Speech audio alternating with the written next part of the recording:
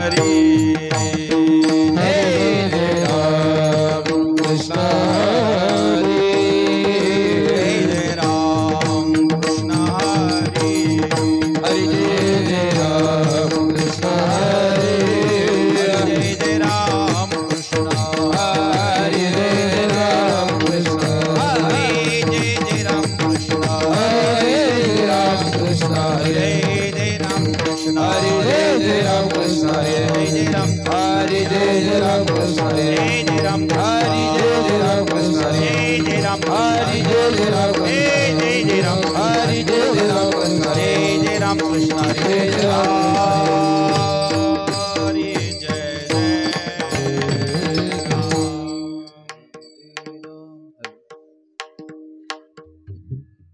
रूप पाहता लोचनी रूप पाहता लोचनी रूप लोचनी रूप लोचनी लोचनी रूप पाहता लोचनी रूप पाहता लोचनी हरि रूप लोचनी रूप लोचनी सुख झाले ओ साजनी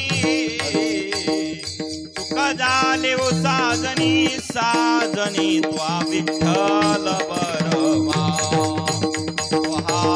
विठ्ठल बरवा हरे सुख झाले साजनी सुख झाले साजनी साजनी तुहा विठ्ठल बरोबा तुहा विठ्ठल बरोबा हे तुहा माधव बरवा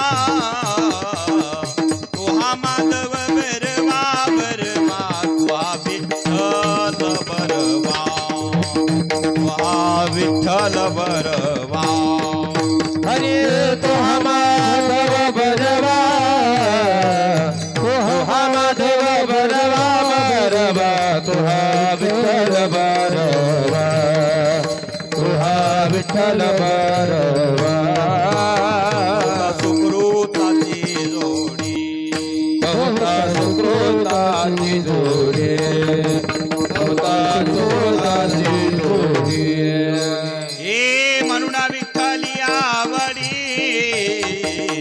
म्हणूना विठ्ठली आवडी आवडी त्वा विठ्ठल बरवा त्वा विठ्ठल बरवा हे मुने विठ्ठल आवडे मुने विठ्ठल आवडे आवडू तुहा विठ्ठल बरोबा तुहा विठ्ठल बरोबा सर्व सुखाचे आगर सुखाचे आगर सर्व सुखाचे आगर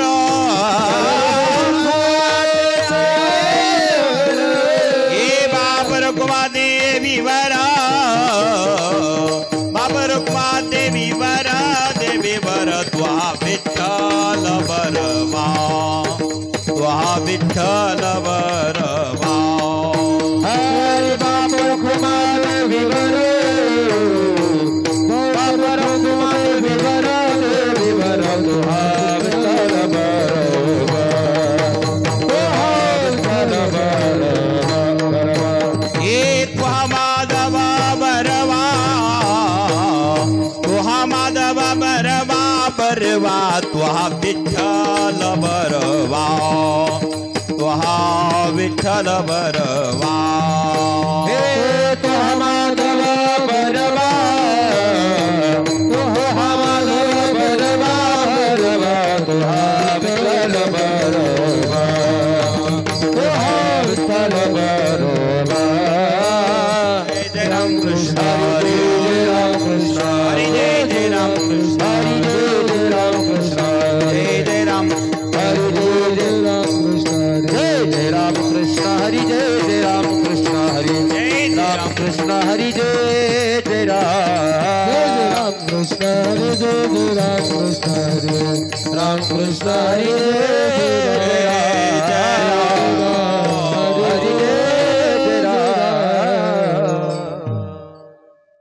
सांगतो तुम्हासी भजारे विठ्ठला सांगतो तुम्हासे भजारे विठ्ठला सांगतो तुम्हासे भजारे विठ्ठला सांगतो तुम्हासे भजारे विठ्ठला नाही तरी गेला जन्म वाया नाही तरी गेला जन्म वाया नाही तरी गेला जन्म वाया करिता बरोबरी दुरावसे दुरे करिता बरोबरी दुरावसे करिता बरोबरी दुरावसे दुरे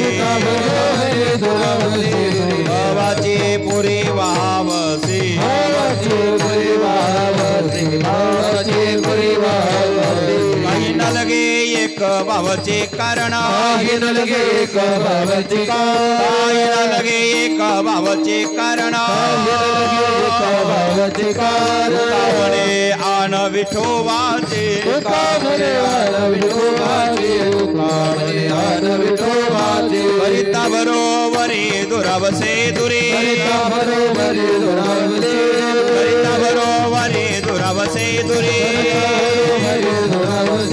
भावाचे पुरे भावसे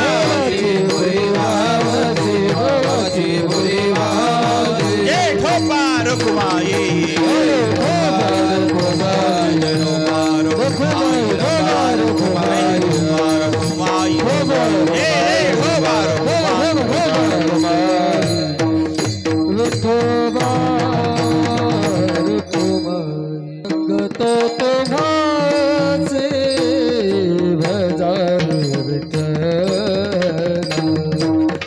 सांगतो तो माझे सांगतो तो माझे भजारे विठ्ठला सांगतो तुम्हासे भजारे विठ्ठला सांगतो तुम्हासे भजारे विठ्ठला नाही तरी गेला जन्मवाया नाही तरी गेला जन्मवाया करिता बरोबरी दुरावसे करिता बरोबरी दुरावसे नाही तरी गेला जन्मवाया नाही तरी गेला जन्म वाया करिता बरोबरी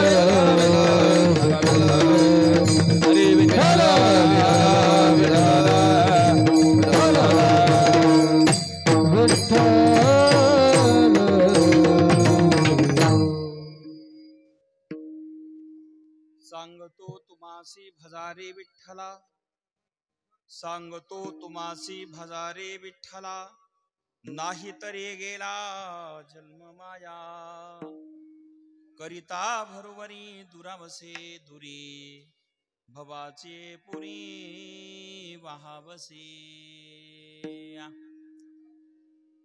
काही न लगे एक भावाची कारण, काही न लगे एक भावाची कारण, तुका म्हणे आन विठुबाची, करिता भरुवरी दुरावसे दुरी, भवाची पुरी महावसी.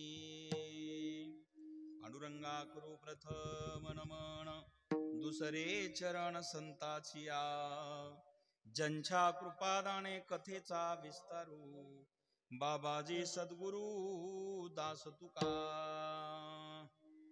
ओम नमो ज्ञानेश्वरा, करुणा करारे दयाळा, तुमचा अनुग्रह लाधलो रे, पावन सालो चराचरी. तवो ज्ञान वैराग्य भक्ती स्वरूपम,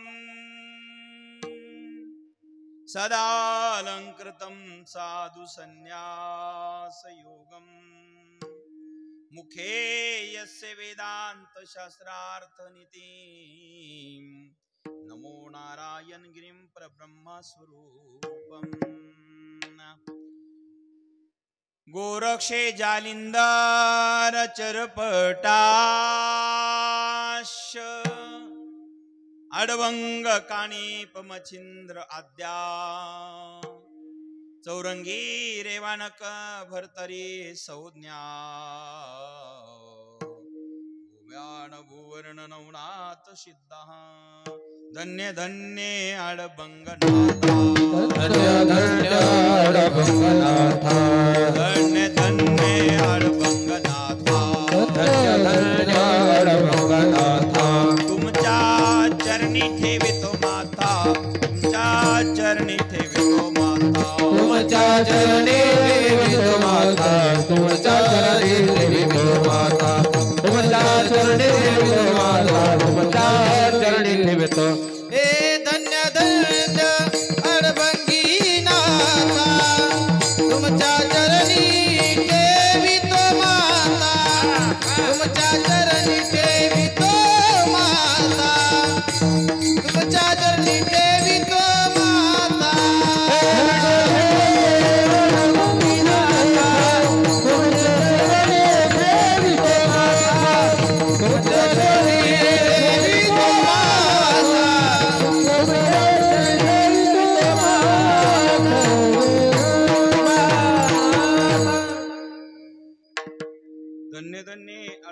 नाथा तुमच्या चरणी ठेवितो माथा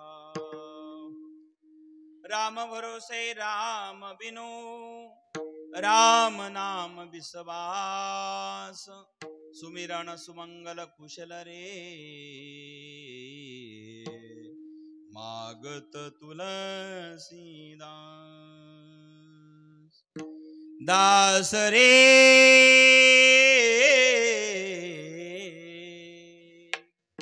मागत तुलसीदास जयांचे करूया स्मरण होय सकळ विद्यांचे अधिकरण तेची वंदो श्री चरण श्री नमस्कारुनी आता प्राप्त प्रसंगी कीर्तन रूपी सेवे करता निवडलेला अभंग संत श्रेष्ठ जगद्गुरु तुकाराम महाराज यांच्या गाथेतील अत्यंत महत्वाचा अभंग त्रिचरणी उपदेश प्रकरणातील आपल्या सर्वांच्या बहुसंख्यांच्या पाठांतरातील अभंग आज इथे निवडलेला आहे। या अभंगाद्वारामध्ये महाराज आपल्याला सांगतात की बाबा रे मी तुम्हाला सांगतो तुम्ही त्या देवाला भजा, बरं नाही भजले तर जन्म वायाला जाईल।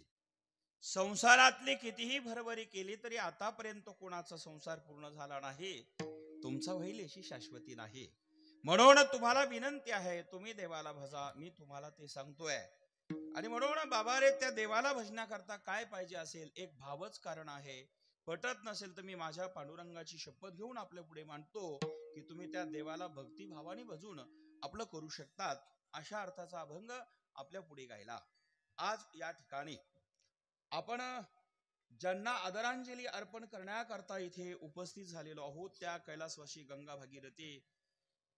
भागीरथाबाई मच्छिंद्र पाटील तारडे यांना आपल्यात जाऊन 1 वर्ष झालेलं आहे आणि त्यांच्या प्रथम वर्ष श्राद्धा निमित्ताने आपण इथे जमलेलो आहोत। त्या ठिकाणी आपण सर्वजण आदरांजली भागीरथीबाई यांच्याकरता उपस्थित झालेलो आहोत। आपले नंबरमध्ये खऱ्या अर्थाने या ठिकाणी भाऊसाहेब मच्छिंद्र पाटील तारडे आणि बाळासाहेब मच्छिंद्र पाटील तारडे दोन्ही मुलं आणि सौभाग्यवती आशाबाई मच्छिंद्र थेटे पाटील आणि सौभाग्यवती मीनाताई रामचंद्र धामणे पाटील असा हा संपूर्ण परिवार तारडे पाटील परिवाराच्या वतीने आपण सर्वजण या ठिकाणी भागीरथीबाई यांना आदरांजली अर्पण करण्याकरता उपस्थित झालेलो आहोत। ज्यांनी माझ्याशी संपर्क केला ते आदरणीय आमच्या परमार्थातील अत्यंत मोठं गोड व्यक्तिमत्व श्री मोरे महाराजांनी आग्रह करून मला या ठिकाणी घेऊन आले आणि मोरे महाराजांना धन्यवाद देतो। या ठिकाणी गायनाचार्य श्री किशोर महाराज चव्हाण या ठिकाणी आहे, श्री प्रकाश महाराज वांडेकर, श्री ज्ञानेश्वर महाराज हापसे आणि मृदुंगाचार्य श्री दीपक महाराज हापसे आणि श्री कृष्ण महाराज हापसे। या ठिकाणी रामदास महाराज झरे आहे आणि दादा महाराज झरे राजदेव आहेत। असा हा संपूर्ण परिवार टाळकरी वारकरी विनेकरी महाराज पासून सर्व विद्यार्थी दोन्ही महाराजांचे आमच्या बाजूचे चोपदार आपल्या गावातील चोपदार मामा या ठिकाणी उपस्थित आमचे लखनगिरी महाराज धर्मनाथ महाराज आपल्या तालुक्याचे नेते आदरणीय गोकुळदास पाटील आढाव साहेब कुठेही पाहिलं की हजर असतात ते या ठिकाणी उपस्थित आहे। वारकरी संप्रदायाचे तालुका अध्यक्ष बाळकृष्ण नाना बानकर येऊन गेले, त्यांनाही धन्यवाद देतो। उपस्थित आदरणीय आमचे गुंजाळ सर पाहुणे असल्यामुळे आवर्जून उपस्थित आहे सर, आपल्यालाही धन्यवाद देतो। उपस्थितामध्ये मला नाव सर्वांचे ज्ञात नाही, पण साहेब आपल्याला इथून बसलेल्यापासून डॉक्टर त्यांनी नाव आठवत होतो दादर आदरणीय आमचे स्नेहीच आहे डॉक्टर भुतकर साहेब, साहेब आपल्याला धन्यवाद आणि साहेब आपल्या सर्वांना धन्यवाद देतो। टोपीवाले भाऊ भोजन देण्याकरता होते म्हणून तुम्हाला डबल धन्यवाद देतो। इकडचे आमचे शशमाले पाटील आणि सगळेजण मंडळी, मला परिचित अपरिचित नाव सर्वांचे ज्ञात नसल्यामुळे सर्वांना धन्यवाद देतो। माता भगिनी पुरुषजन इथे आहे आणि आमचे भाऊसाहेब मात्र रिटायर होऊन परमार्थात आज आवर्जून इथं आल्याबद्दल साहेब आपल्याला धन्यवाद देतो। सुंदर असणारा हा मंडप आहे, सुंदर सिस्टीम आहे, सुंदर डेकोरेशन आहे, या सर्वांना मनापासून धन्यवाद देतो। आणि उपस्थित आलेले ज्येष्ठ श्रेष्ठ मंडळी आपल्या सर्वांनाच मनापासून धन्यवाद आहे। आपण सर्वजण हरिचिंतनाकरता या ठिकाणी जमलेलो आहोत. आपण आता नामस्मरण करूया. सर्वांना धन्यवाद. विठ्ठल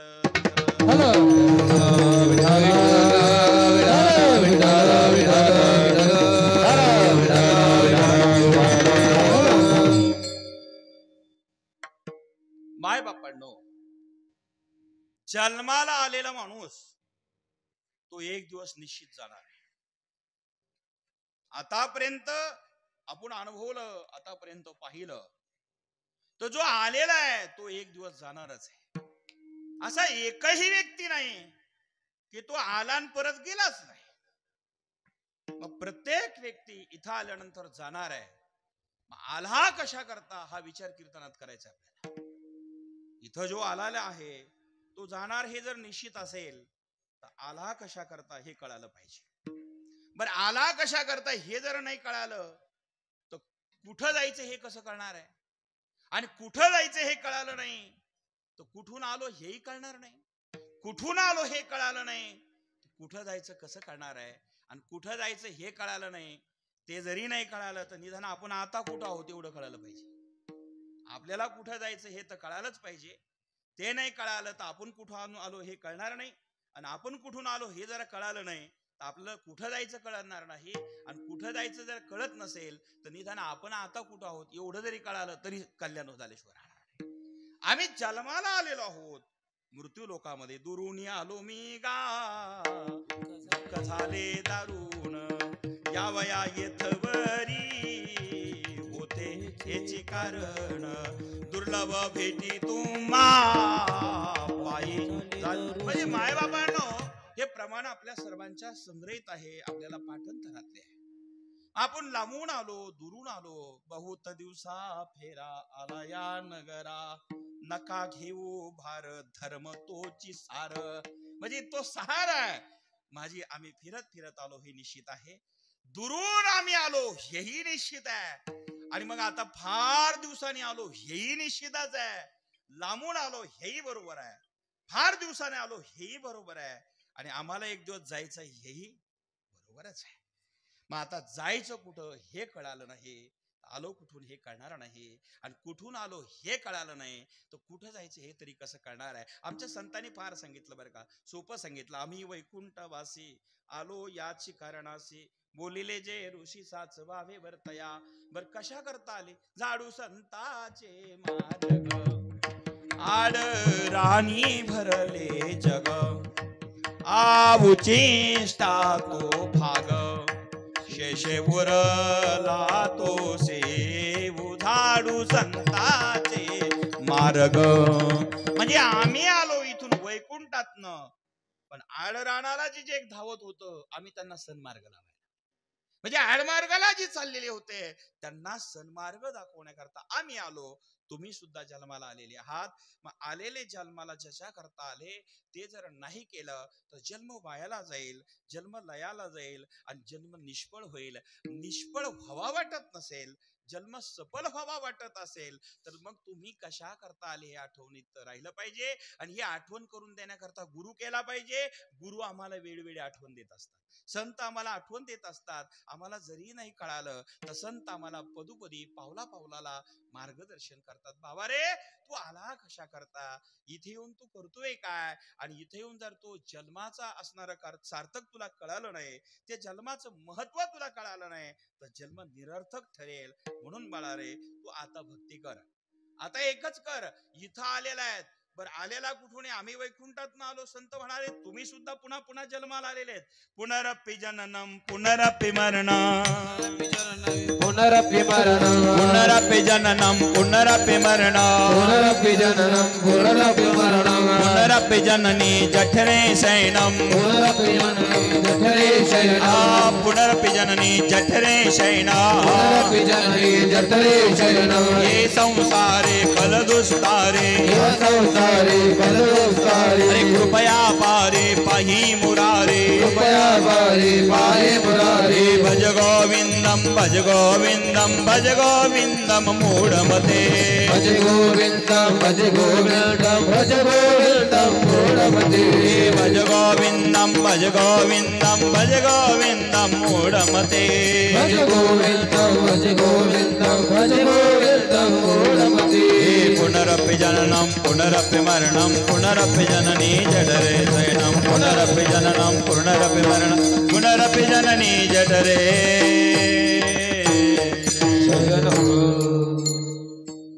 कल्पना करा, पुन्हा पुन्हा आम्ही जन्माला येतो, पुन्हा पुन्हा मरतो. शंकराचार्यांनी इथे फार सुंदर भाष्य केलं आणि सांगितलं, पुनरपि जननं पुनरपि मरणं पुनरपि जननी जठरे शयनं ये संसारी कलदुस्तारे कृपया पारे पाहि मुरारी भज गोविंदम भज गोविंदम भज गोविंदम मूढमते भज गोविंदम भज गोविंदम भज गोविंदम मूढमते. हे मूढमती माणसा, शंकराचार्याचे विचार आपण पाहिले. ते म्हणतात भजा तुम्ही, जर नाही भजले तर आपला जन्म निष्फळ होईल. आणि मग जन्म निष्फळ झाला तर जन्माला येऊन फायदा होणार काय? बर महाराज, इथे आम्ही आलो, किती वेळेस आलो बर का? किती वेळा जन्म घेशी किती होशी फजित, किती वेळा जन्म घेशी किती होशी फजित,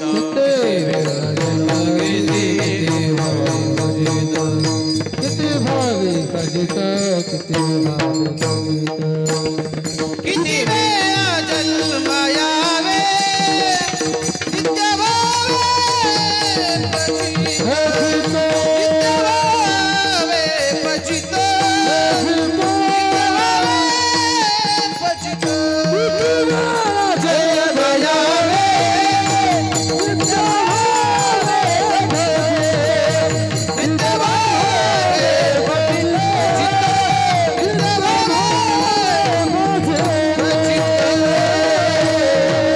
भावे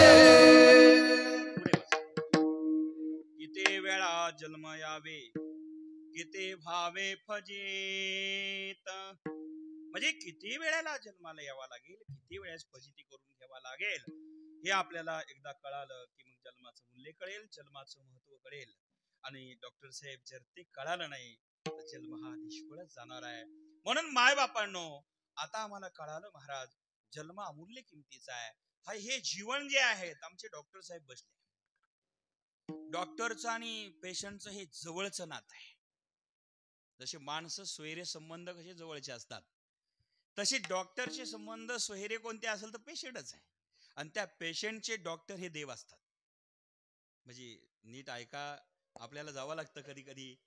तर डॉक्टर आणि पेशंटचं नातं जर पाहिलं तर एक अत्यंत जिव्हाळाचं असतं.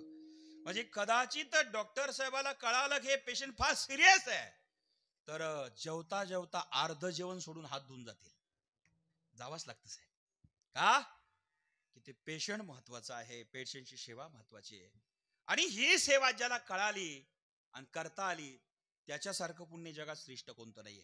परहित बासे जिनके मन माई, परहित बासे जिनके मन माई, तिनका वो दुर्लभ जगत कचुनाई, तिनका वो दुर्लभ जगत कचुनाई. राम सिया राम सिया राम जय राम, राम सिया राम सिया राम जय राम, जय राम जय राम जय राम. परहित बासे जिनके मन माई, परहित बासे जिनके मन माई, जिनका वो दुर्लभ जगत कचुनाई, जिनका वो दुर्लभ जगत कचुनाई. राम सिया राम सिया राम जय जय राम, राम सिया राम सिया राम जय जय राम,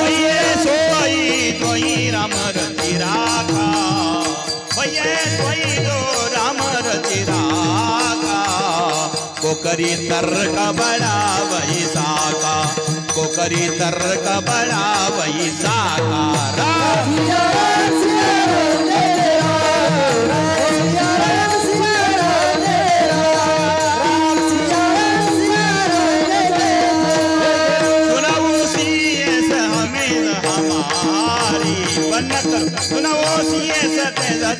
हमारी उदयी मन कामना तुम्हारी उदयी मन कामना तुम्हारी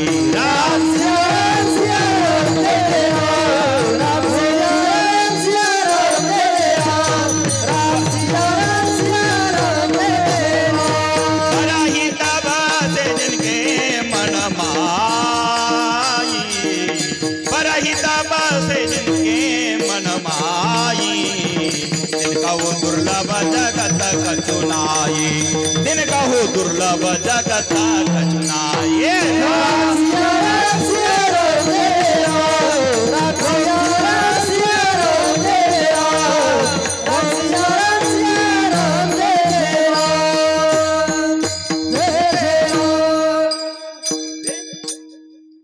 जय श्रीराम एकदा जरा जोरात म्हणा ना सगळेजण रामलाला आले ना आपले जय श्रीराम धन्यवाद तुम्ही थोडी मदत केली ना जर बरं वाटतं बरं का बाय बापांनो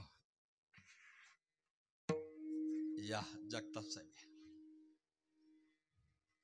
सरला बेटावड आमचे आदरणीय जगताप साहेब पावडेच आहे बसा धन्यवाद परहितवासे जिनके मन माई तिन कहू दुर्लभ जगत कछु नाही म्हणजे परहिताची भावना ज्याच्या अंतकरणात आहे बरं का महाराज परहित दुसऱ्याच हित डॉक्टर साहेबांनी बोलतोय मी परहित बसे जिनके मन माई आणि तिनका हो दुर्लभ जगत कछु नाही आणि मग ही भावना असली तर होतं काय सुनावूसिये सत्यासीच हमारी तुझही मन कामना तुम्हारी मग आशीर्वाद मिळतो आणि मग कृपा झाल्याशिवाय राहत नाही पण परहिताची भावना असेल तर आमचे तुकोबाराय सुद्धा तेच म्हणतात ना पुण्य ते परोपकार पाप ते परपीडा पुण्य ते परोपकार पाप ते परपीडा अनेक नाही जोडा तुझे आसे पुण्य ते उपकार पाप ते परपीडा अनेक नाही जोडा तुझी आसी अनेक नाही जोडा तुझी आसी अनेक नाही जोडा तुझी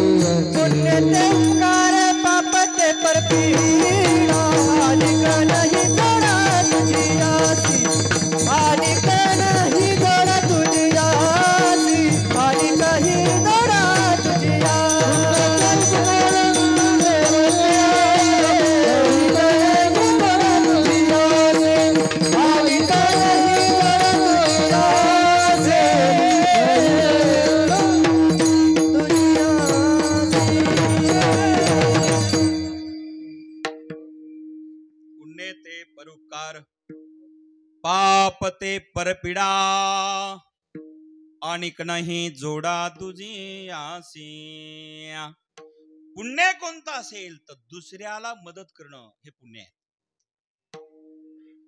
परोपकार करत राहणं हे पुण्य आहे आणि दुसऱ्या करता धावून जाणे संकटामध्ये पुण्य आहे आमच्या डोळ्यात एखादा जरा हादबल असेल निराश असेल आणि आम्हाला मदत मागत असेल त्याला मदत करणं हे पुण्य आहे आमच्या महाराष्ट्रातले एक थोर संत त्यांनी पुण्य काय असतं हे जगाला शिकवलं माणसाला देवळात देव दिसत नाही त्यांना प्राण्यात दिसला होता त्यांचं नाव आहे संत एकनाथ महाराज जेव्हा संत एकनाथ महाराज ते यात्रा करता निघाले आणि गंगोत्रीचं गंगाजल घेतलं कमंडूल मध्ये आणि 15,000 किलोमीटरची पै यात्रा घडली पै प्रवास सुरू होता आणि मग यात्रा करत करत करत करत करत करत पांडुरंग हरी पांडुरंग हरी पांडुरंग हरी पांडुरंग हरी पांडुरंग हरी जय जय विठ्ठल विठ्ठल हरी पांडुरंग हरी जय जय विठ्ठल विठ्ठल हरी पांडुरंग हरी भजन करत निघाले 15,000 किलोमीटरची पायी यात्रा घडली 5 वर्षे लागले गंगोत्रीचं गंगाजल घेऊन रामेश्वराला अर्पण करायचंय म्हणजे भारताच्या या टोकातून त्या टोकाला निघालेली यात्रा पण फिरत फिरत पूर्ण भारत 5 वर्षे पायी यात्रा झाली रामेश्वर भगवान परमात्म्याचं त्या ठिकाणी गोमुख दिसू लागलं आणि रामेश्वराचं गोमुख दिसत असताना माय बापांनो महाराज खुश झाले प्रसन्न झाले मी गंगाजल ज्याच्यासाठी आणलेलं आहे ते गंगोत्रीचं गंगाजल आता रामेश्वराला अर्पण करेल रामेश्वर म्हणजे 12 ज्योतिर्लिंगापैकी एक लिंग आहे सौराष्ट्रे सोमनाथम च श्रीशल्य मल्लिकार्जुनम उज्जैनम महाकालम ओंकारम मलेश्वरम पराल्यम वैद्यनाथम जडाकिनम भीमाशंकरम शेतु वंदे तु रामेशम नागेशम दारुकावने हिमालय तु केदारम कृष्ण शंतु शिवालये एतानि ज्योतिर्लिंगानि सायं प्रतपटे नरः सप्त जन्म कृतं पापम स्मरणेन विनश्यति ओम नमः शिवाय ही ज्योतिर्लिंग आहे 12 त्यापैकी रामेश्वर सगळ्यात महत्वाचं आहे रामेश्वरम आणि मग गंगाजल घेतलं निघाले पण दुपारच्या वेळेला वाळवंटातून जात असताना गुंजाळ साहेब एका वाळवंटात गाढव तडफडत पडलेलं दिसलं तडफड करणाऱ्या गाढवाला बघितलं गोकुळदास पाटील नाथ महाराजांच्या अंतकरणात दया निर्माण झाली दया हा सर्वात मोठा गुण आहे महाराज दया धर्म का मूल है दया धर्म का मूल है पाप मूलाभिमान रे तुलसी दया न छांडिये जब तक घट लग प्राण रे घटामध्ये प्राण आहे तोपर्यंत दया सोडू नका दया केली पाहिजे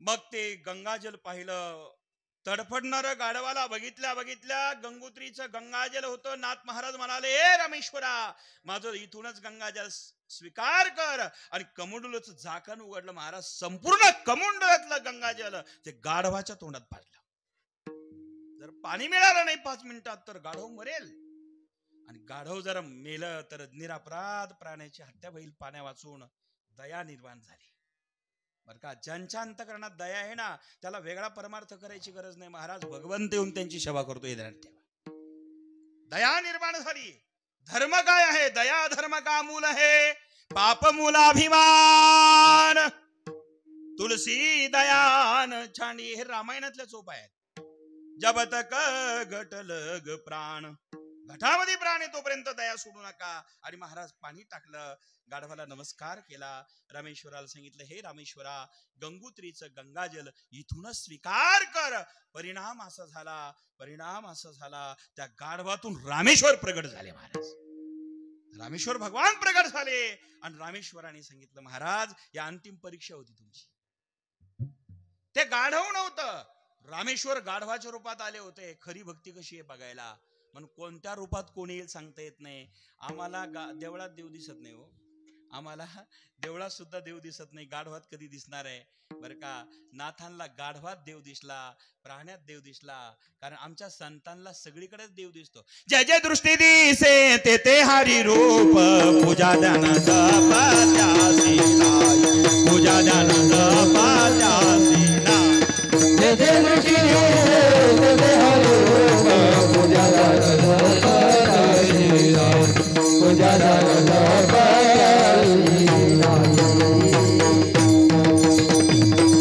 कहत गडारू देखे कहत गडारू देखे गडारू देखे कहत गडारू देखे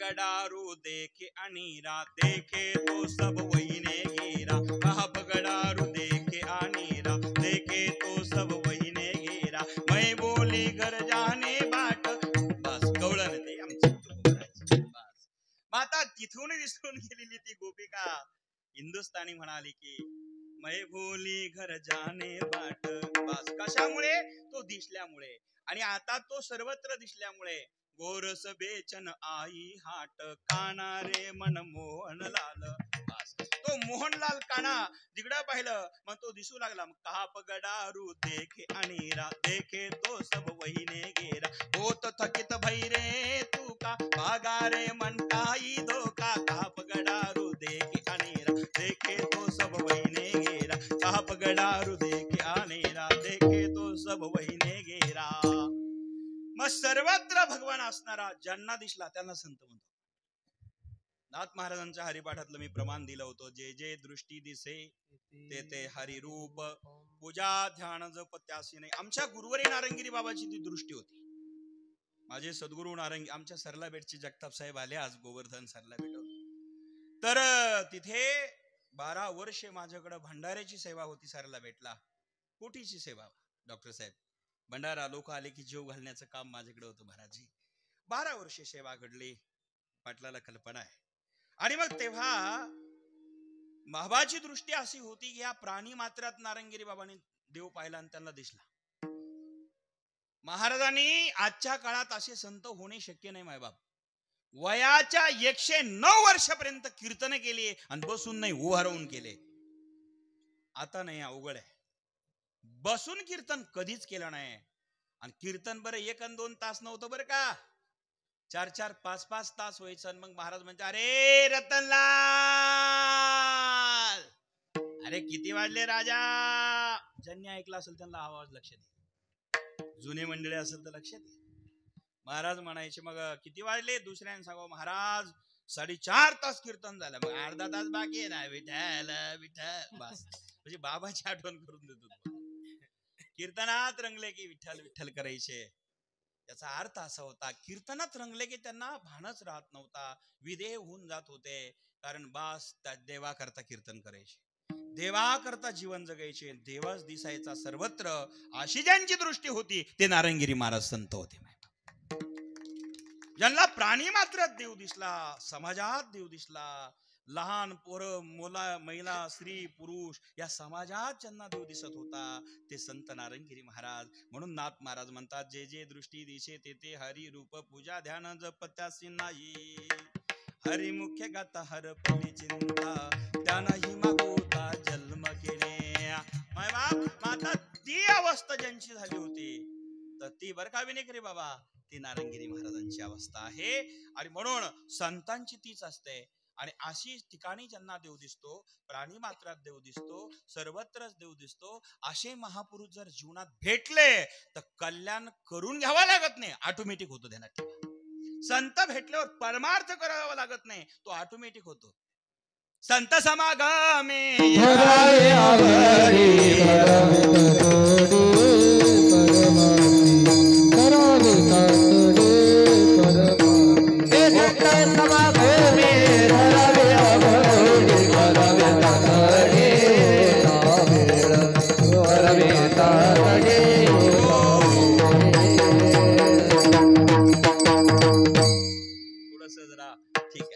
संत समागमात गेल्यावर परमार्थ करावा लागत नाही. व्हावे त्याचे द्वारी श्वाने येते ते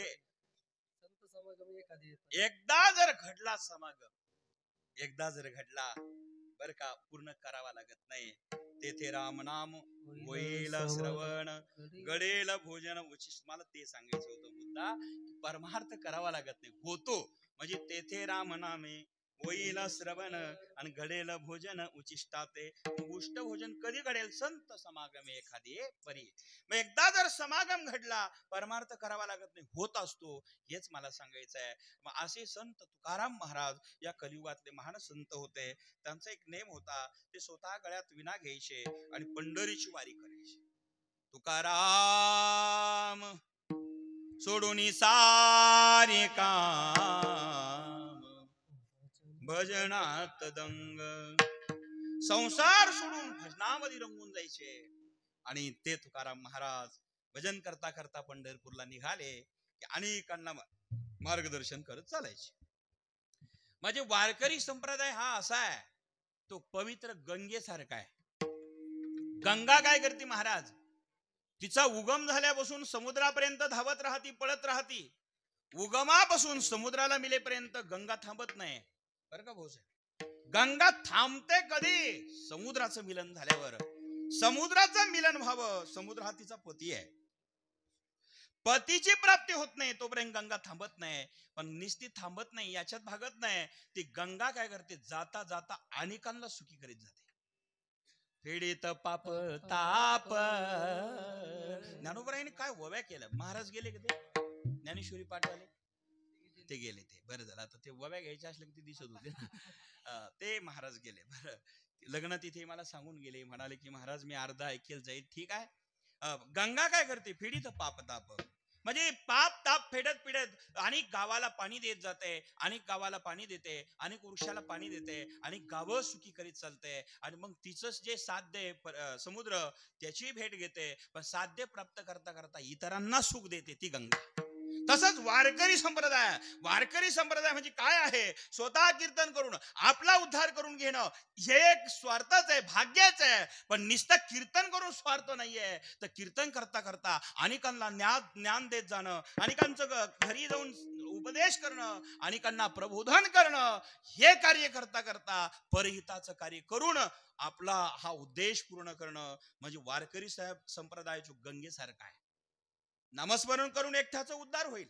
ऋषी मुनी एकटेच उद्धारून गेले, पण संतांनी काय केलं महाराज, तुम्हा आम्हाला घेऊन गेले. हरी भजनी हे ढबळीले जग, हरी भजनी हे ढबळीले जग, हरी भजनी हे ढबळीले जग, हरी भजनी हे ढबळीले जग. कविनाला करी काळाचा, कविनाला करी काळाचा, कविनाला करी काळाचा, कविनाला करी काळाचा, कविनाला करी काळाचा, कविनाला करी काळाचा, कविनाला करी काळाचा, कविनाला करी काळाचा.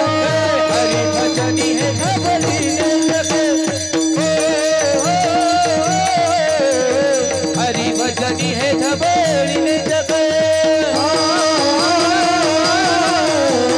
हरी भजनी हे ढबळीले जग, हरी भजनी हे ढबळीले जग, हरी भजनी हे डवळीले जग. चुकविला लाग कळी काळांचा, कळी काळांचा लाग चुकवला. हरिभजनाची प्राप्ती केली, हरिभजन करून भगवंत प्राप्ती झाली. ते हरिभजन ज्यांनी केलं ते संत, त्यांच्या सानिध्यात जीवाचा उद्धार होतो. आणि म्हणून हा संप्रदाय हे तुकोबाराया त्यांनी क्रांती केली. संप्रदायाचे मूळ पुरुष कोण आहे संप्रदायातले? तिघ जण आहे महाराज, तिघ जण. वारकरी संप्रदायाचे मूळ पुरुष 3 संप्रदायातून वारकरी संप्रदाय तयार झाला. पहिला संप्रदाय आहे, या वारकरीचा मूळ पाया म्हणजे नाथ परंपरा. लक्षात येतं ना, नातरी आदिगुरु शंकरा, लावणी शिष्य परंपरा. शंकरापासून सुरू झालेली ही परंपरा. आदिनाथ उमा बीज प्रगटले, मच्छिंद्राला धले सहज स्थिती. त्याची प्रेम मुद्रा गोरक्षाने दिली, पूर्ण कृपा केली गैनीनाथा. मग गयनी प्रसादे निवृत्ती दातार, ज्ञानदेवा सार चोजविले. बरं का नाना, या मशे नानाचं आगमन झाल्याबद्दल धन्यवाद. विठाल विठाल हॅलो विठ्ठल विठ्ठल विठ्ठल. कल्पना करा बाय बाप्पांनो, माझी मूळ पुरुष आहे, मूळ परंपरा आहे वारकरी संप्रदायात नाथ परंपरा. नीट ऐका बरं का, नाथ परंपरा ही जी परंपरा सर्व आद्य परंपरा आहे, भगवान शिवानी सुरू केलेली. आणि म्हणून महादेव असा देव आहे ना मायबाप, थोडी जरी भक्ती केली कृपा जास्त करतो तो. थोडी जरी भक्ती केली तर कृपा जास्त करतो. आणि म्हणूनच त्याला म्हणतात लोक बोळा. जरा बोला ना, तुम्हाला कोणी दम दिलाय का घरून येताना? काय असे गंभीर राहून कसं जमणार आहे? बोळा शब्द आपलं आपलंच करून घेऊ जाऊ. दोन्ही शब्दार काय गोड आहे बघा ना, आमचे जुने शब्दार आहे. तर मुद्दा असा आहे की या ठिकाणी काय सांगत होतो मी आता? मला असं झालं तसं होतं. बस नाना आले आमचे. बोळा महादेव, भोळा महादेव. म्हणजे खऱ्या अर्थाने भोळा महादेव कोणाला म्हणतात? घरचा करत असतात त्यालाही म्हणतात. आणि महिला तर आमच्यात त्यांना तर 100% म्हणतात आमचे ना. बस कळलं आता तुम्हाला. आता खरं सांगू का, भोळा महादेव काय शब्द आहे? कारण महादेव बडादेव सबदेवन का बाबा, सगळ्यात मोठा असून त्याला भोळा म्हणतात. एकदा काय झालं, एक विनोदाने सांगतो आपल्याला. शास्त्र असं आहे, एकदा बरं का मोरे बाबा, महादेवाच्या मंदिरात एक चोर आला. चोर कधी सज्जनाची तिला असं सांगता येत नाही, चोरही सुद्धा जातात महादेवाकडे. आता महादेवाकडे चोर गेला, तो काही दर्शनाच्या हेतूने गेला नाही. त्या पिंडीवरती घंटा लावलेली होती, त्याला ती घंटा चोरायची होती. पण आता घंटा होती सोन्याची. चोर गेला चोरी करायला मध्यरात्री. परिणाम जगताप साहेब, ती घंटा चोरायची आहे, पण चोराचं काही घंटेला हातच पुराणा. गोकुळदास पाटील म्हणजे तुम्ही आले बरं म्हटलं मला. घंट्याला हातच पुराणा. शेवटी काय करावा, तो घंटा काही निघेना. मध्यरात्रीचा प्रसंग होता. मग चोराने काय केलं, विचार केला, घंट्याला हात पुरत नाही ना, तो पिंडीवर चढला. आता चोर काय करील सांगता येत नाही. काम पूर्ण होण्याकरता माणसं काय करतील उलाढाल सांगताच येत नाही बरं का. आपलं कार्य सिद्ध करण्याकरता ते करतात. परिणाम पिंडीवर चढला. पिंडीवर चढून बघितलं तरी पण तो काही घंटा सुटेना, हात काही पुरेना. हो, घंटा काही सुटेना. परिणाम असा झाला, पुन्हा पिंडीवर चढून जमत नाही, तो लिंगावर चढला. पिंडीचं जे लिंग आहे ना मधलं, लिंगावर उभा राहिला आणि मग घंटा सोडायला लागला. घंटा सोडता सोडता आता घंटा सुटणार, भगवान शंकर प्रगट झाले. भगवान शंकर, जरा लक्ष द्या, भगवान शंकर प्रगट झाले, आशुतोष महादेव, आणि म्हटले बाज बाज बाज बाज बाज बाज बाज भक्ता, मी तुझ्यावर प्रसन्न झालो, काय लागतं मागून घे. कळलं का? पा चोर घाबरला. म्हणले बाबा मी भक्त नाही, घंटा चोरायला. अरे फालतू गोष्टी करायच नसते म्हणले मंदिरात. अरे आतापर्यंत मला कोणी दूध वाहत, कोणी पाणी वाहत, कोणी बिल्वपत्र वाहत, तरी मी प्रसन्न होतो. पण आतापर्यंत शरीर अर्पण करणारा पूर्ण अख्खा तू एकटाच भेटला म्हणले. लक्षात येत आहे का? अख्खा शरीर ज्यांनी मला अर्पण केलं, तू एकटाच भेटला. असा जगात कोणी नाही. भगवान प्रसन्न झाले. याला महादेव म्हणतात, याला भोळा महादेव म्हणतात. म्हणजे चोरी करायच्या उद्देशाने जरी केला तरी तो कृपा केल्याशिवाय राहत नाही. ती आदिनाथाची परंपरा किती श्रेष्ठ आहे, ध्यानात ठेवा. मग ती परंपरा, जे ज्ञान आदिनाथाकडनं आपल्याला आलं, ते ज्ञान मात्र शेवटी गहिनीनाथ महाराजांनी आपले प्रिय शिष्य ज्ञानेश्वरांना दिला, निवृत्तीनाथांनी. कारण गहिनीनाथांची शिष्य निवृत्तीनाथ, निवृत्तीनाथ शिष्य ज्ञानेश्वर महाराज, अशी परंपरा. आदिनाथ भगवान परमात्म्याचे मुख्य शिष्य मचिंद्रनाथ महाराज, मचिंद्रनाथ महाराजांचे प्रिय शिष्य गोरक्षनाथ महाराज, गोरक्षनाथाचे प्रिय शिष्य अडबंगनाथ महाराज, आणि गोरक्षनाथाचे प्रिय शिष्य गहिनीनाथ महाराज, गहिनीनाथाचे प्रिय शिष्य निवृत्तीनाथ महाराज, आणि निवृत्तीनाथाचे प्रिय शिष्य ज्ञानेश्वर महाराज. परंपरा समजून घ्या, समजून घ्या. आणि त्र्यंबकेश्वर क्षेत्रामध्ये निवृत्तीनाथ महाराजांना ते ज्ञान मिळालं, त्र्यंबकेश्वर क्षेत्रात आपल्या महाराष्ट्रामध्ये. आणि मग ते ज्ञान मिळालेलं निवृत्तीनाथांनी आपल्याकडे ठेवलं नाही, ते ज्ञान आपल्या प्रिय शिष्य ज्ञानोबरायाला दिलं. आणि ज्ञानोबरायांना दिल्या दिल्या ज्ञानोबराया समाधानी झाले. पण ते ज्ञान किती दिलं बर का? किती दिलं महाराज? संपूर्ण ज्ञान ज्ञानोबरायाला दिलं. ज्ञानगुणगम्य ज्ञानदेवाला दले, निवृत्तीने दिदले माझे हाते. बर, हातात दिलेलं ज्ञान, गुडगंब्या दिलेलं ज्ञान, परिपूर्ण दिलेलं ज्ञान. ज्ञानोबराय म्हणाले, ही परंपरेतलं ज्ञान माझ्याकडे आलं, पण आता मला कान मंत्र द्यायचा असेल. नाथ परंपरा हवनाने चालत होते, नाथ परंपरा यज्ञाने चालत होते. जर दीक्षा द्यायची असेल तर हवन करणं गरजेचं होतं, मंत्र द्यायचा असेल तर होम करणं गरजेचं होतं. आणि मग हे सगळं अवघड क्रिया बघितल्या. आता लोकांना वेळच राहिला नाही. कधी हवन करणार, कधी होम करणार, आणि मी कधी मंत्र देणार. म्हणून ज्ञानोबरायाला दया आली, आणि ते ज्ञान ज्ञानोबरायांनी काय केलं? प्रगट गुह्य बोली ब्रह्मसे केले राम जनार्दने, सर्वे मस्तक ठेविले आरती दान राजा. सोबती साधू संत मनोवेदाला माझा आरती दान राजा.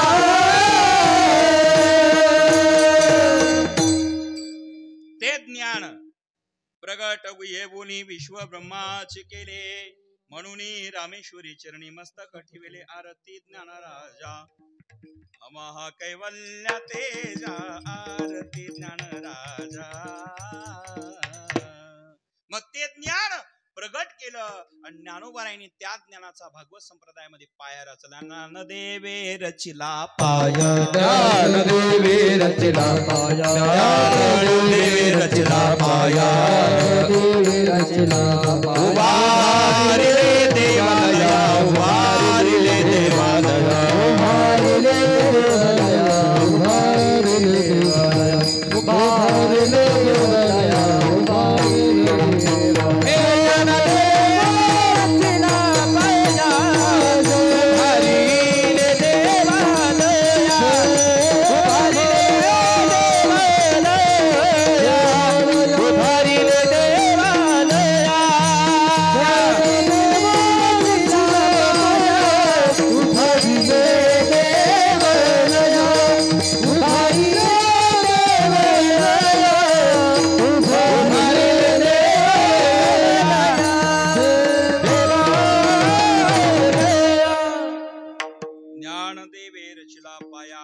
उभारिले देवालया ते धर्माचं देवालय भगवत धर्माचं उभा राहिलं मग दुसरे संत ज्ञानोबारायला येऊन मिळले जसे गंगेचे संगम कसे होतात तसे संगम वारकरी संप्रदायाचे ध्यानात ठेवा वारकरी संप्रदायात आम्ही काम करतो पण संप्रदाय नीट माहित नसला तर गोंधळ होतो ध्यानात ठेवा काही माणसं वैष्णव आहेत तर काही माणसं शैव आहेत बरं का माऊली आणि मग शैव आणि वैष्णव जे आहेत त्यामध्ये भेद करतात वैष्णव जे आहेत ते तुळशीच्या माळावाले आणि शैव जे आहेत ते रुद्राक्षाच्या माळावाले पण रुद्राक्षाचे माळावाले वैष्णवाला म्हणत नाही आणि वैष्णव असणारे रुद्राक्षाच्या माळावाला शैव म्हणत नाही म्हणजे परिणाम असा होतो शैव आणि वैष्णव याच्यामध्ये भेद निर्माण झाला हे महादेवाचे ते विष्णूचे असा भेद पण वारकरी संप्रदायात भेद नाही ध्यानात ठेवा तुकाराम महाराजांनी भेदच मोडला हरिहरा भेद नाही नका करो वाद एक एकाच हृदयी हरिहरा भेद नाही नका करो वाद एक एकाच हृदयी गोडी साखरीच्या ठाई गोडी साखरीच्या ठाई गोडी साखरीच्या ठाई गोडी साखरीच्या सकळासी येथे आहे अधिकार सकळासी येथे आहे अधिकार सकळासी येथे आहे अधिकार सकळासी येथे आहे अधिकार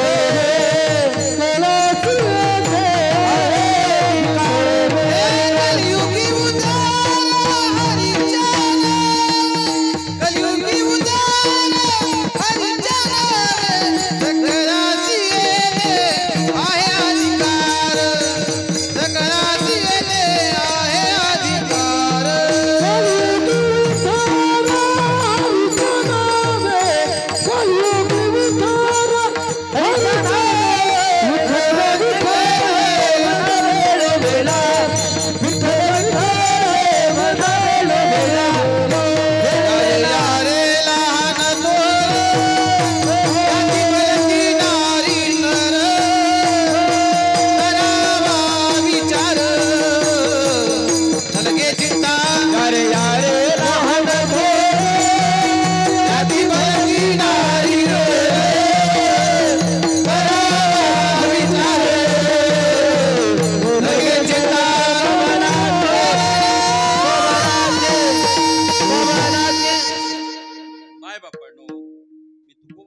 विचार देत असताना त्या ठिकाणी हरिहरा भेद नाही नका करू वाद एक एकाचे हृदय गोडी साखरीच्या ठाई हा अभंगामध्ये माझा विषय असा आहे हरी आणि हरा याच्यात भेद नाही बर भेदकासी नाड एक विलंडीची आड उजवे वाण भाग तुका म्हणे एक चंग हा अभंग जर पाहिला तर भेद नष्ट होतो उजवा हात तसा महत्वाचा आहे तसा डावाही महत्वाचा आहे शरीर एकच आहे हात दोन असेल तसे वैष्णव आणि शैव हे दोन्ही एकच आहे नाण्याच्या दोन बाजू आहे अशा पद्धतीने मायबाप हरी हरा भेद नाही नका करू वाद म्हणून मायबापांनो हरीमध्ये हरामध्ये भेद नाही दोघे एकच आहे मग वैष्णव आणि शैव परंपरा आपल्याला मी सांगत असताना भगवान शंकरापासून सुरू झालेली परंपरा ती शैव परंपरा आहे आणि मग तेव्हा ज्ञानेश्वर महाराज शैव परंपरेतून बरं वैष्णव परंपरेमध्ये येतात धर्माचा पाया रचला मंदिराचं काम पूर्ण होत असताना भागवत धर्माचं मंदिर अर्धा गाभारा बाकी होता, तेव्हा दत्त संप्रदायातले एक संत, दत्त संप्रदायातले संत नाथ महाराज इथं आले आणि त्यांनी त्या गाभाऱ्याचं पूर्ण काम केलं. धर्माचं मंदिर वारकरी संप्रदाय कसा तयार झाला ते सांगतो, आणि मग मात्र ते गाभारा झाला, तो गाभाऱ्याचं काम झालं, पण कळस बाकी होता. तेव्हा एक चैतन्य संप्रदायातले महान संत, चैतन्य संप्रदाय, चैतन्य परंपरा, त्या चैतन्य परंपरेमध्ये एक महान संत जन्माला आले. बाबाजी चैतन्य सांगितले नाम, बाबाजी चैतन्य सांगितले नाम, मंत्र दिला राम कृष्ण हरी, मंत्र दिला राम कृष्ण हरी. बाबाजी चैतन्य त्यांनी नाव सांगितलं आणि मंत्र राम कृष्ण हरी दिला. पण कधी दिला? माग शुद्ध दशमी पाहुणे गुरुवार, माग शुद्ध दशमी पाहुणे गुरुवार, माग शुद्ध दशमी पाहुणे गुरुवार, माग शुद्ध दशमी पाहुणे गुरुवार, माग शुद्ध दशमी पाहुणे गुरुवार, माग शुद्ध दशमी पाहुणे गुरुवार, माग शुद्ध दशमी पाहुणे गुरुवार, माग शुद्ध दशमी पाहुणे गुरुवार. कधी दिला? तर माग शुद्ध दशमी पाहुणी गुरुवार, आणि केला अंगीकार. तुका म्हणे माझा अंगीकार केला, माझा स्वीकार केला, पण माग शुद्ध दशमीला केला. आणि मग मात्र मला दक्षिणा कधी मागितली? दक्षिणा द्यावी लागते ना गुरु केल्यानंतर, पण मला दक्षिणा द्यायचा विसर पडला होता आणि मग स्वप्नात मागितली. बरं का, स्वप्नात मागितली, विसर दक्षिणाचा पडला. गुरु दक्षिणा द्यावी लागते, कीर्तन ऐकल्यानंतर दक्षिणा द्यावी लागते. आता तुम्ही आमचे सरपंच आले बघा, इथे खऱ्या अर्थाने खडके वाक्याचे सरपंच साहेब माझे स्नेही आहे. माझा आश्रम आहे तिथे खडके वाके आणि पिंपळसला सेवावरती, आणि आज मोरादे साहेब जावाई बापू पण आज उपस्थित झाले, त्यांनाही धन्यवाद देतो. आणि म्हणून खडके वाके रोडला एक आमचं राम मंदिर पिंपळसला आहे, आणि तिथे आमचे सरपंच भाऊ काम पाहतात, सेवा करतात, हा परिवार सर्व सहकार्य करणारा. तिथे अडबंगनाथ संस्थानला एक मंदिर बांधून नामदेव महाराज गागरे यांनी मला ते दान दिलेलं आहे, आणि तिथे माझा आश्रम आहे खडके वाकी पिंपळस शिवावरती. आणि म्हणून आपल्याला धन्यवाद देतो. माझा मुद्दा इथे असा आहे की माय बापांनो, बाबाजी चैतन्य सांगितले नाम, मंत्र दिला राम कृष्ण हरी, भोजन मागती तुप पावशर, पडिला विसर स्वप्न माझ्या. हे सगळे विषय घेता येईल चिंता न करता. मुद्दा इथे नीट ऐका. मग रामकृष्ण हरीचा मंत्र, गुरुचा मंत्र माग शुद्ध दशमीला दिला, आणि रामकृष्ण हरी हा मंत्र वारकरी संप्रदायाला कोणत्या संप्रदायातून आला? बऱ्याच लोकांना माहित नाही. हा चैतन्य संप्रदायातून आला. मग चैतन्य संप्रदायातले तुकाराम महाराज ज्ञानोबरायांना मानणारे होते, नाथांना मानणारे होते, आणि ते मात्र इथं त्रिवेणी संगमात विलीन झाले. जशी गंगा यमुना सरस्वती, तसे नाथ परंपरेतले ज्ञानेश्वर महाराज, दत्त परंपरेतले एकनाथ महाराज, चैतन्य परंपरेतले तुकाराम महाराज एकत्र आले आणि या धर्मरूपी मंदिराचा कळस केला.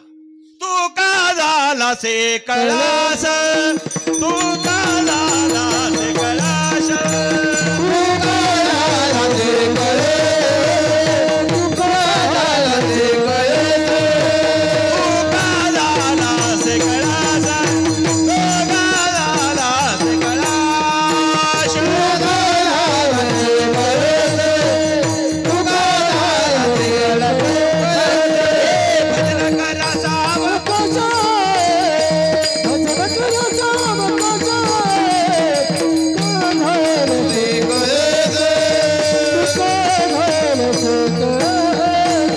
हे भजन करा साव कसा, भजन करा साव कसा, तू का झाला से कळस, तू का झाला से कळस,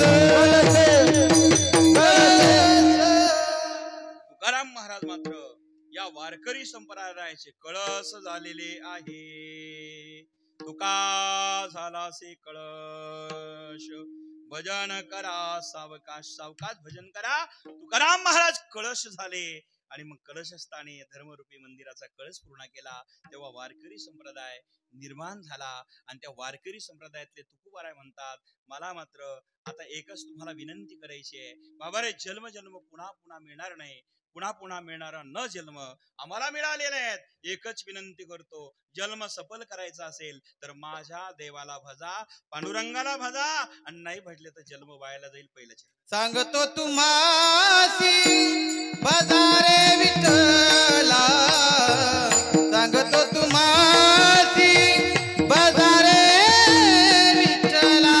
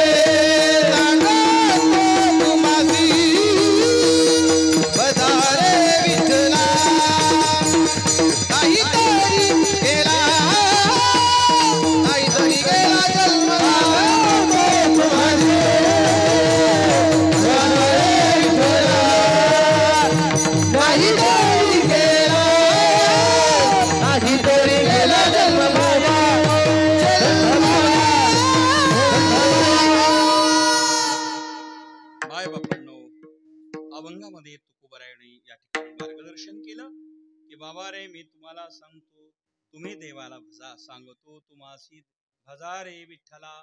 महाराजांनी या ठिकाणी प्रारंभ केला की मी तुम्हाला सांगतो, तुम्ही विठ्ठलाला भजा. मग आता विठ्ठलाला भजा जर असं तुकोबाराय म्हणत असेल तर भजण्याकरता आम्ही तयार आहे महाराज, पण नाही भजलं तर काय होणार? तेव्हा महाराज म्हणतात, नाही तरी गेला जन्म वाया. महाराज, नाही जर भजले तर जन्म वायाला जाईल.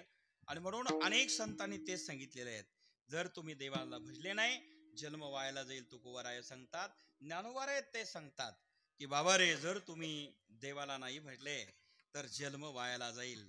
ऐसा ते आलिया बळगा सरंग धरू, नाही तरी संसारू जाईल लया. मग लयाला जाणारा, वायाला जाणारा संसारिक माणूस तुम्ही देवाला भजा. महाराज, कळालं, तुम्ही आम्हाला देवाला भजायला लावतात, पण हे मत तुमचं एकट्याचं आहे का बहुमत आहे? म्हणजे मत, आता याच्यावर जास्त आम्ही बोलू नाही बरं का सरपंच साहेब.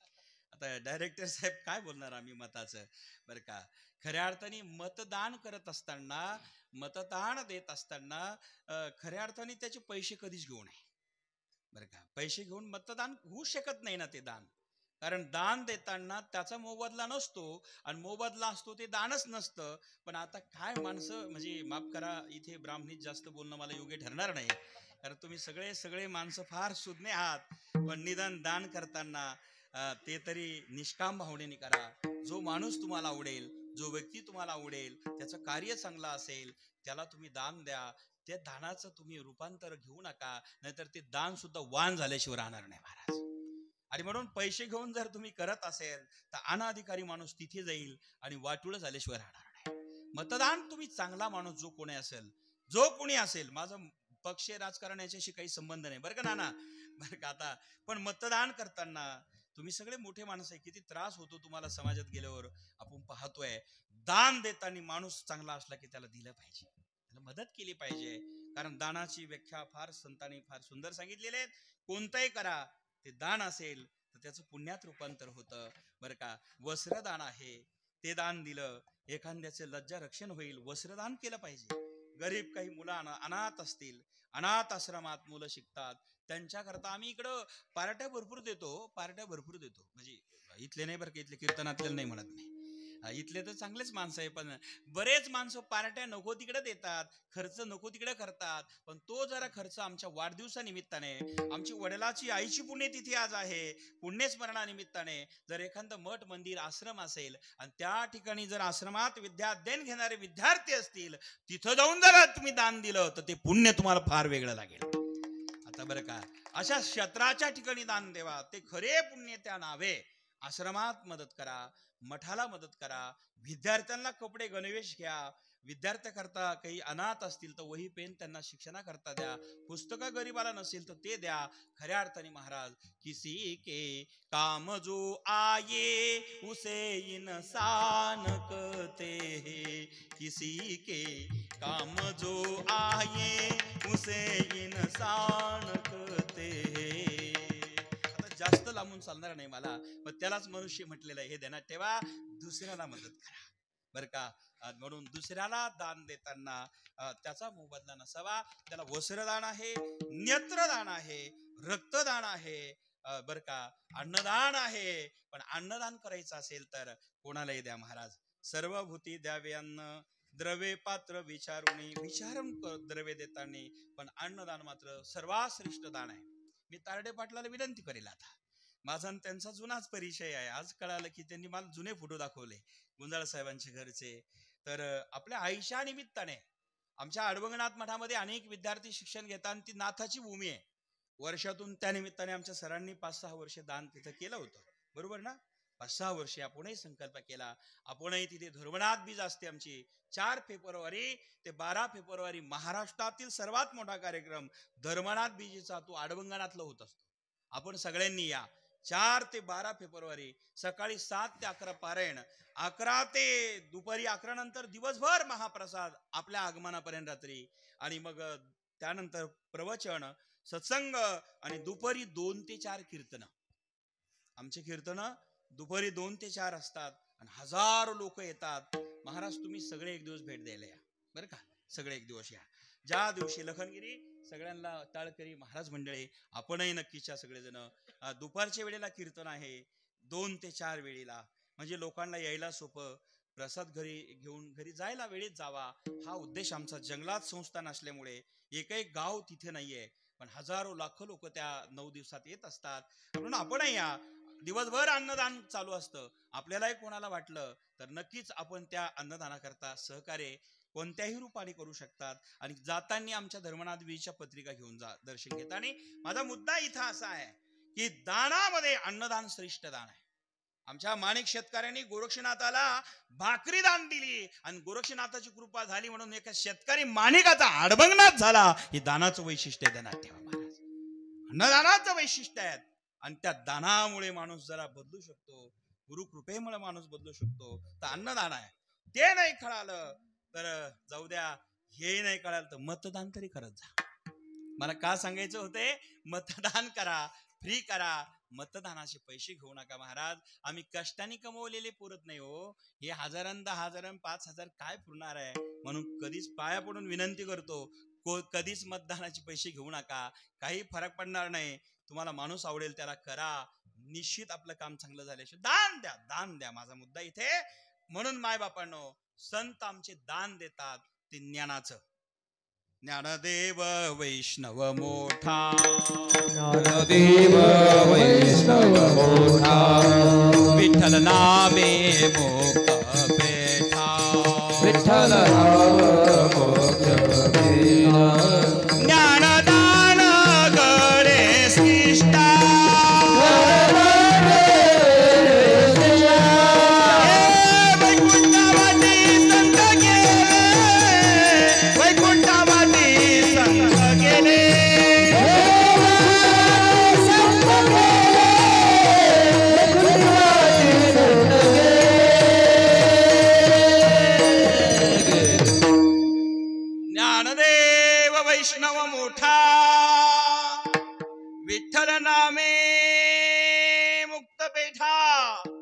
ज्ञानदान गळे श्रेष्ठा वैकुंठा वाटी संत गेले गेले रे वैकुंठा वाटी संत गेले. आम्हाला वैकुंठाला जा वाटत असेल, ज्ञानेश्वर महाराजांनी दान केलं. ज्ञानाचं दान हे जगातलं श्रेष्ठ दान आहे. आणि म्हणून महाराज आज तुकोबार आहेत तेच दान करत असताना सांगतात, बाबा रे तुम्हाला मी प्रबोधन करतोय, देवाला भजा, आणि तुम्ही नाही भजले तर जन्म वायाला जाईल. पण महाराज तुम्ही एकटेच सांगतात की अनेकांनी सांगितलं. महाराजांनी मग अनेकांचे मत घेतले बर का, मी एकटा म्हणत नाही. कबीर महाराज म्हणतात, राम भजो तुम राम भजो रे, भवजल पार तरोगे. भवसागर तरुण जायचंय तर रामाची भक्ती करा. बर ज्ञानोबा रायला सांगतात, बाबा रे भजन करायचं असेल तर हरिपाठ आमचा सर्वांच्या पाठ आहे. ज्ञानोबा राय काय सांगतात महाराज, भज का त्वरिता भावना युक्त, भज का त्वरिता भावना युक्त,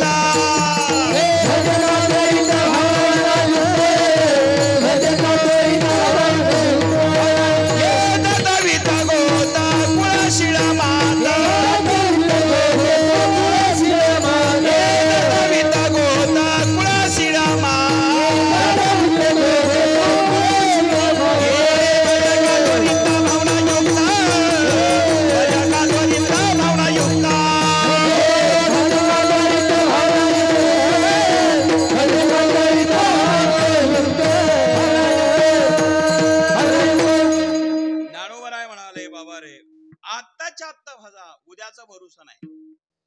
कारण भजका त्वरित भावनायुक्त अनेक संतांचे प्रमाण संग्रह करता घेता येईल. माझा मुद्दा इथे असा आहे, देवाला भजा सांगितलं महाराज, कळाला आम्हाला देवाला भजलो पाहिजे, पण नाही भजलं तर जन्म वायाला जाईल. पण आता आम्ही संसारिक माणसं, आमचं संसाराचं जरा बसताना व्यवस्थित बसलं की मग देवाला भजलं चालेल का? तुकाराम महाराज म्हणले नाही चालणार. कारण आपलं बसताना बसूस तर आपण राहूच याची गॅरंटी आहे का? गॅरंटी देता देताच गॅरंटी निघून जाते. महाराज काय कबीर महाराज फार सुंदर सांगतात, क्या जिने की पकरी आस, हातो मेली अन्ना ही तेरा घास. हातात घेतलेला घास आपला नाही तर जगातलं आपलं काय हो. पण पुढची माणसाची अपेक्षा संपत नाही, आणि जेव्हा करायला पाहिजे तेव्हा करत नाही. एक कंजूस माणूस हॉटेलमध्ये गेला, जायला नको होतं गेला, पहिल्यांदा गेला नाश्ता करायला. कधीच त्यांनी आजपर्यंत खर्च 1 रुपया केला नव्हता. पहिल्यांदा हॉटेलमध्ये गेला आणि गुलाबजामुन घेतले. गुलाबजामुन घेतले, ते दात्रेचे चमचे असतात, चमचे चौदार मामा, चमचे दात्रेचे चमचे. आता चमचे तर सगळ्यांनाच माहिती, बरोबर आहे की नाही? चमचा नाही असा गुलाबजामुन आहे, एवढंच बोलायचं. असं काय करताय तुम्ही ब्राह्मणीतल्या इथे येऊन मला एवढी धाडस करणं काय सोपी गोष्ट आहे खरी, बरं का भाऊसाहेब? चमचे असतात. आता चमचा नाही असं नाहीच आहे, कोणीतरी कोणाचा म्हणजे त्या गुलाबजामुनचा चमचा असतो, बरोबर आहे की नाही? नाना तुम्ही मोठे मोठे माणसं बसले इकडे, कल्पना करा तो चमचा होता, पण गुलाबजामुन खायला चमचा प्लेन नाही चालत, त्याला दात्रे लागतात, बरोबर आहे की नाही? ते दात्र्यात त्यांनी तो गुलाबजामुन गुतवला, आणि पहिल्यांदा दीपक महाराज चमच्यात त्यांनी गुतवलेला 10 रुपये खर्च केले. चिंता चालू होते, आजपर्यंत 1 रुपया कधी मदत केली नव्हती, स्वतः कधी खर्च केला नव्हता, दुसऱ्याला कधी दिले नव्हते. असे बरीच माणसं असतात बरं का, आपल्या भागात नाही आपले चांगले.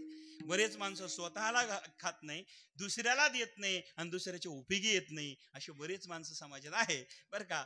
ते तसेच व्हायला जातात, राहून जातं महाराज. काही आपलं नाही महाराज. गेले की तुम्ही किती मोठे असा का श्रीमंत असा का गरीब असा का कीर्तनकार असा का कीर्तन ऐकणारे असा, शेवटी आपल्याला 3 पत्र्याचं शेड आहे, ध्यानात ठेवा. दुसरं काही नाही महाराज. इथं माणसं बसायला चांगलं पाहतील, असायला चांगलं पाहतील, एअर कंडिशन घर पाहिजे, आपल्याला अप टू डेट पद्धत पाहिजे, पण जाताना मशानभूमीत जायचे, देवनात ठेवा. हे विसरले तर कधीच चालणार नाही. सत्य एकच आहे महाराज, मृत्यू हा सत्यच आहे, आणि तिथे सगळ्यांना सारखेपणाच आहे, तिथे बदल नाही. आपल्या देशाचे पंतप्रधान नरेंद्रभाई मोदी साहेब, ज्यांच्या मातोश्री गेल्या, आपण सगळ्यांनी पाहिले की नाही? पाहिल्या. पण त्यांनी ती विधी जो प्रकार होता तो साध्या पद्धतीने केला महाराज. काय साधी पद्धत होती, बांबूच्या त्या ठिकाणी स्वतः खांदा दिला आणि साध्या पद्धतीने अग्नी दाव दिला. म्हणजे पंतप्रधानच्या आई होत्या त्याही साध्या प्रधान तिथे गेल्या, आणि एखादा भिकर बांबू जरी असला तरी साध्याच. तिथे कोणाला म्हणजे तिथे वशिला नाही महाराज, जावा लागतो. कीर्तनकार असला काय, देशभक्त असला काय, हरिभक्त असला काय, मृदुंगाचार्य, म्हणजे तुम्ही कशाला सुटता देशातून बरं का, ते बघ महाराज, मृदुंगाचार्य असले काय, गायनाचार्य, चोपदार मामा, आपण कोणीच नाही. सगळ्याला जावं लागणार आहे पण व्हीआयपी ट्रीटमेंट नाही. तिथे कसं आहे, 3 पात्रेचं शेड आहे, राम नाम सत्य हे सगळेजण सारखेपणाने जावाच लागतो. माझा मुद्दा असा आहे, तिथे व्हीआयपी पद्धत नसते विनेकरी बाबा, सगळ्यांनाच जावं लागतं. हा माझा मुद्दा असा आहे. मग तिथे जरा जावाच लागणार आहे.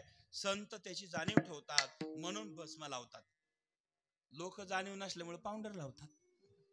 संत जाणीव असल्यामुळे भस्म लावतात, कारण एक दिवस आपलाही असाच भस्म होणार की नाही. मामा तुम्ही बरं झालं जवळ, माझ्या असे जवळ राहा. भस्मच होणार आहे महाराज, आणि शरीराची मातीच होणार आहे. शरीराची होय माती, शरीराची होय माती, शरीराची होय माती, शरीराची होय माती. महाराज शरीराची एक दिवस माती होणार असल्यामुळे आमचे संत सावध झाले आणि आता विचार केला की बाबा रे, जन्म वायाला जाईल. आता तुम्ही देवाला भजा. सांगितलं जन्म निष्फळ होईल, पण महाराज संसाराचं बस्तान बसल्यावर करू का, जमणार नाही. तोपर्यंत राहील याची गॅरंटी नाही. दुधाचा कंजूस माणूस हॉटेलमध्ये गेला होता, 10 रुपये खर्च झाले होते आणि त्यांनी आता तो गुलाबजामू हातात घेतला होता. जरा माझ्याकडे बघा, जरा हातात घेतला दात्र्यातल्या त्या चमच्यामध्ये आणि त्यांनी आ केला. महाराज आ केला गेलाच गेला. लक्षात येतं ना. कबीर महाराज हसले आणि भल्या माणसाला सांगितलं, अरे जीवनभर तू काहीच केलं नाही, शेवटी जाता जाता अर्धा गुलाबजामू खालीच ठेवून गेला. क्या जिने की पकड़ियास, हाथों में लिया नहीं तेरा घास. अरे हातात घेतलेला घास नाही, काय जगायची अपेक्षा करत होता आजपर्यंत, अर्धा घास तासच गेला. सांगा तोंडाचं ना हाताचा काही किती किलोमीटरचं अंतर हो, तरी पण हातातला घास तोंडात जाईल की नाही याची गॅरंटी नाही. क्षणभंगूर नाही बरवसा, क्षणभंगूर नाही बरवसा. वारे सावध तोडा माया आशा, वारे सावध तोडा माया आशा. काही नाचले मग गळा पडेल फासा, गळा पडेल फासा. थोडे हुशार तोर आहे बळसागा, थोडे हुशार तोर आहे बळसागा. राम राम स्मरा आधी, राम राम स्मरा आधी, राम राम स्मरा आधी, राम राम स्मरा आधी. क्षणभंगूर नाही भरवसा, वारे सावध तोडा माया आशा. काही नचले मग गळा पडेल फासा रे. बाप गळ्याला फासा पडेल कधी सांगता येत नाही. सावध राहा. आणि म्हणून काय करा, राम राम स्मरा आधी, लाहो करा गाठ घाला मुळ बंदे, सांडावा उगियाऊ पादे, लक्षे लावून राहा गोविंदी गा. राम राम स्मरा आधी, राम राम स्मरा आधी.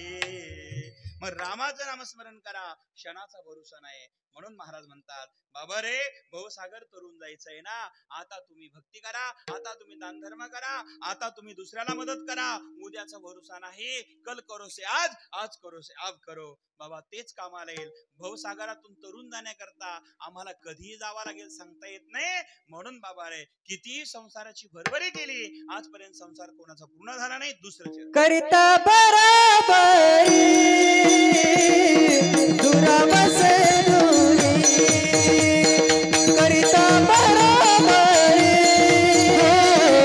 दुरावसे दुरी, करता बराबरी दुरावसे दुरी,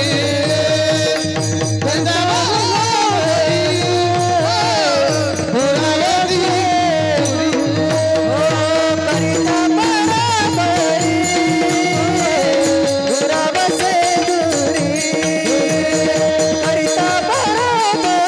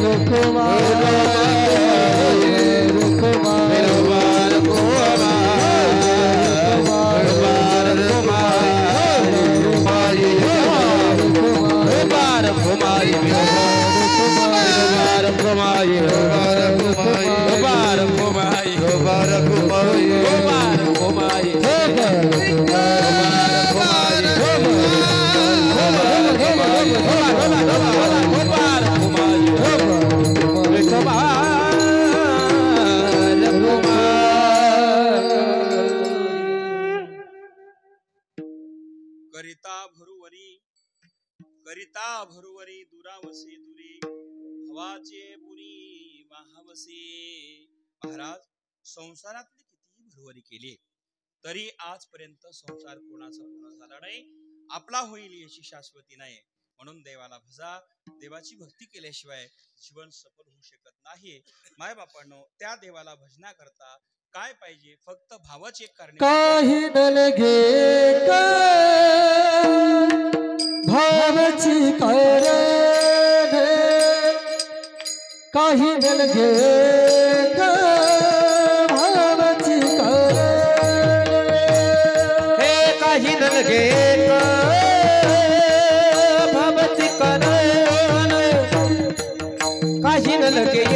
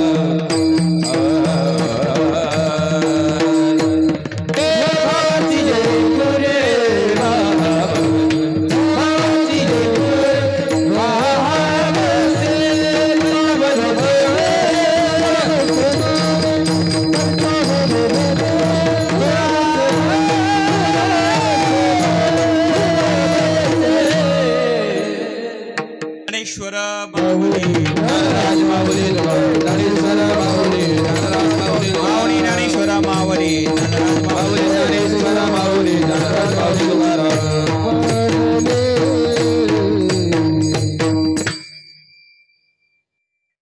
काही न लगे एक भावाची कारण तुका म्हणे आन विठोबाची करिता भरोवरी दुरावसे दुरी भवाची पुरी महावसी.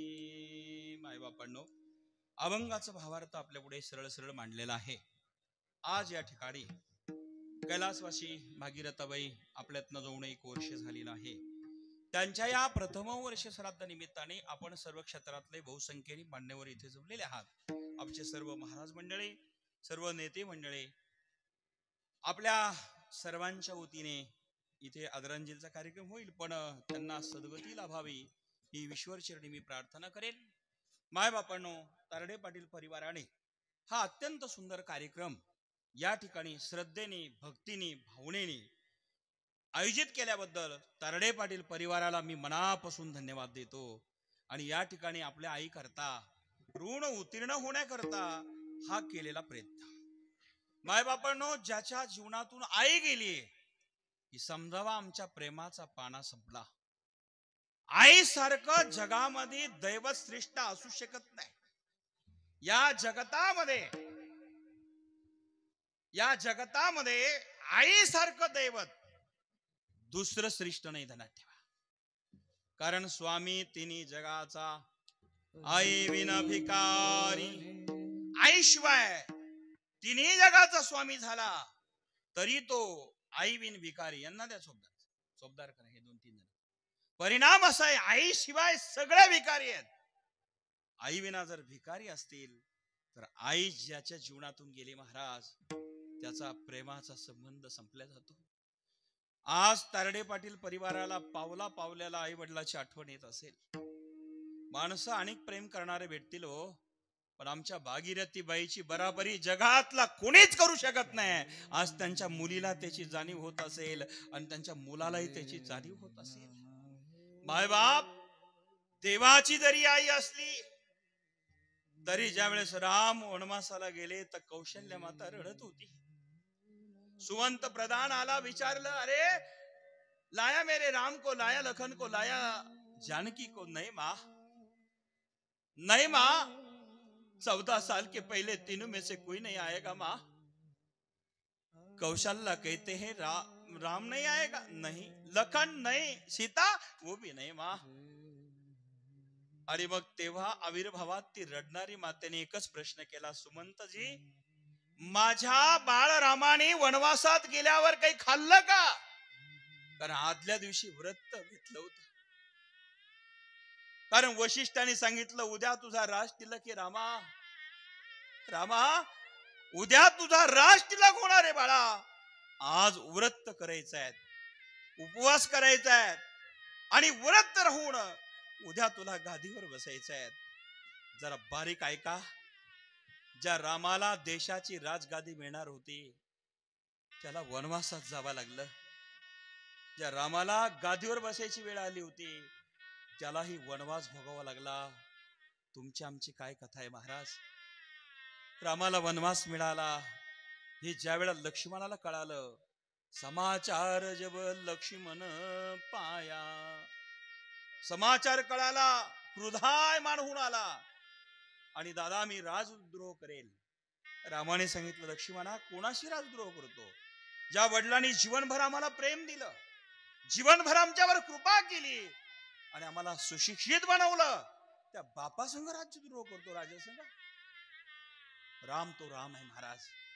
परिणाम असा झाला, लक्ष्मण निरुत्तर झाला. दादा मला वनवासाला येऊ द्या. राम म्हणाले, अरे वनवास मला एकट्याला आहे, तुला नाहीये. नाही दादा, तुझ्याशिवाय मी राहू शकत नाही. माझा जिथे मोठे भाऊ असेल तिथंच माझं रामराज्य आहे.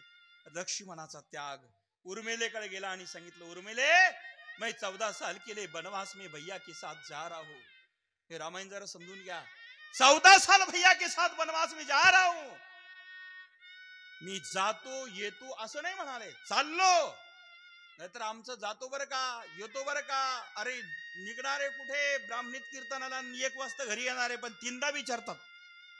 लक्ष्मणाने कसं विचारलं, मैं भैया के साथ बनवास में जा रहा हूं. तू हा म्हण नाही तर नाही म्हण, मी चाललो.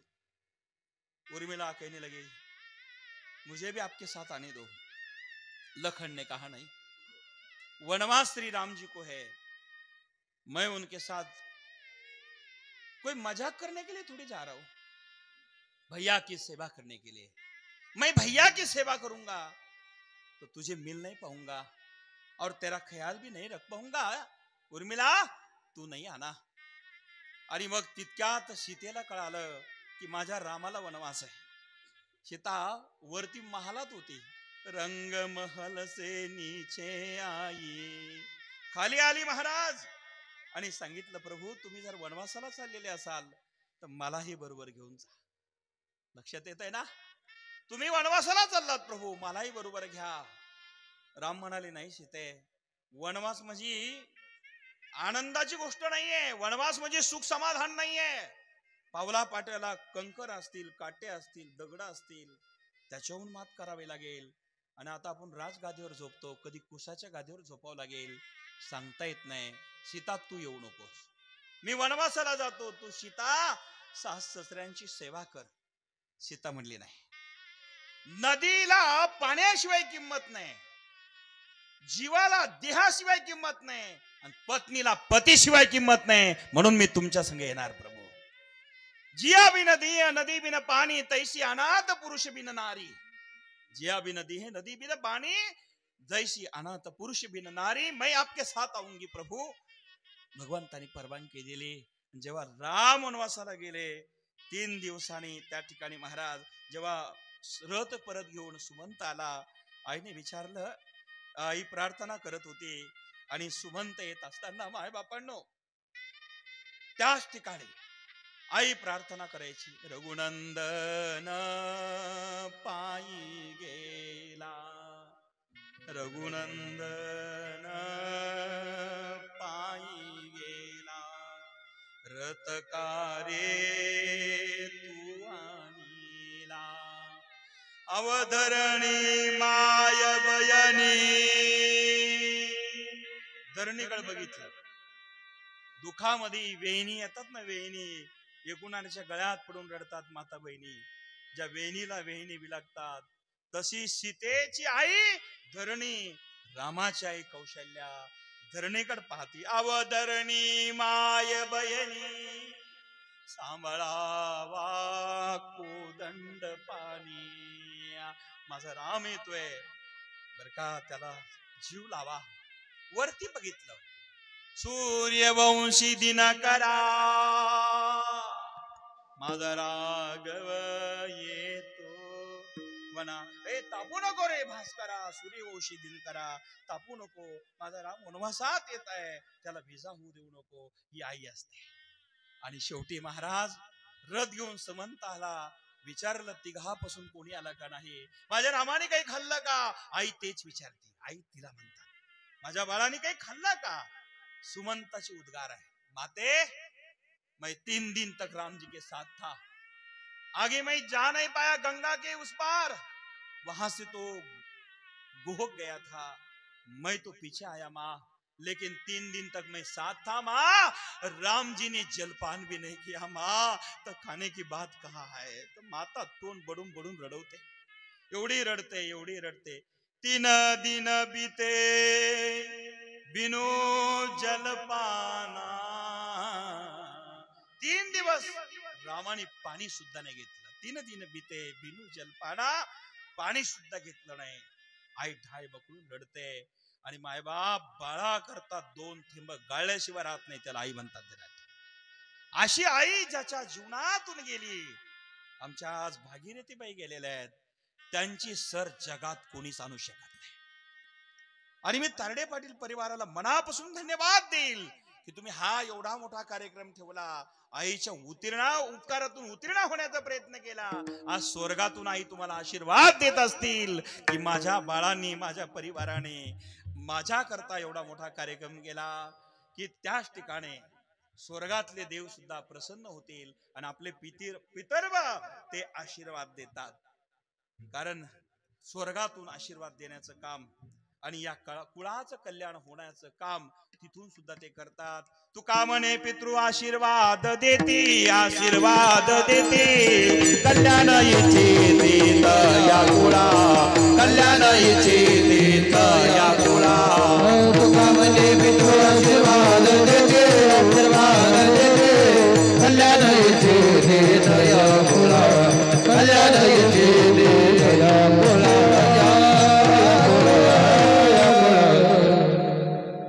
तुकाराम महाराज ते सांगतात, तुका म्हणे पितृ आशीर्वाद देते, कल्याण इच्छिते तया कुळा. सगळ्या कुळाचं कल्याण व्हावा हे स्वर्गात गेल्यानंतर सुद्धा आशीर्वाद देतात. मी म्हणत नाही, तुकोबारायांचं वाक्य आहे. आणि म्हणून मायबापांनो, हे श्रद्ध कर्म आवश्यक आहे, केलंच पाहिजे. आज तारडे परिवाराने आईसाठी एवढा मोठा कार्यक्रम ठेवला. मनापासून सर्व परिवाराला धन्यवाद देतो. उर्वरित परिवाराला उदंड आयुष्य लाभावं, आरोग्य संपन्न जीवन प्राप्त व्हावं आणि त्यांच्या जीवनात भक्ती प्राप्त व्हावी आणि नामस्मरण घडत राहावं, हीच देवाच्या चरणी प्रार्थना. जाता जाता सर्वांना एक संदेश देतो. माय बापांनो, आपल्याला आपलेच माणसं कामाला येत असतात. आपले माणसं जपा, आपल्या माणसाला जीव लावा आणि आपले संबंध सांभाळा.